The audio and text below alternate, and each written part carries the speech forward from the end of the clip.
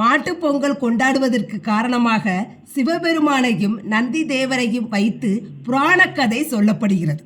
மாடுகளின் உழைப்பை சிறப்பிப்பதற்காகவே தமிழர்களால் மாட்டுப் பொங்கல் கொண்டாடப்படுகிறது.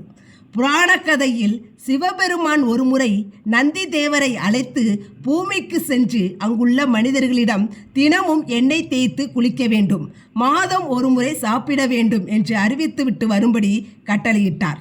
சிவபெருமான் கூறியதை கவனக்குறைவாக கேட்ட நந்தி மக்களிடம் சென்று எல்லோரும் தினமும் சாப்பிட வேண்டும், மாதம் ஒருமுறை எண்ணெய் குளியல் செய்ய வேண்டும் என்று தவறாக அறிவித்தார். இந்த தவறினால் கோபம் கொண்ட சிவபெருமான் நந்தியை பார்த்து உணவை தயாரிக்க நீ என்றென்றும் பாடுபடுவாய் என்று சாபமிட்டார். இந்த சாபத்தின் காரணமாக பூமிக்கு வந்த நந்தி மனிதர்களுடன் சேர்ந்து வயலை உழுது மனிதர்களுக்கு அதிக உணவு உற்பத்தி செய்ய உதவி செய்தது.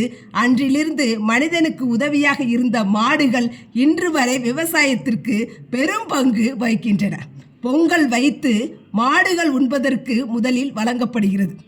ஜல்லிக்கட்டு என்று சொல்லப்படும் மாடுகளை வைத்து விளையாடும் விளையாட்டை மாட்டுப்பொங்கல் அன்று வெகு விமர்சையாக கொண்டாடுவார்கள். வீட்டில் மாடு இல்லாதவர்கள் சிவன் கோவிலுக்கு சென்று அங்குள்ள நந்தி பகவானை வழிபடுவார்கள்.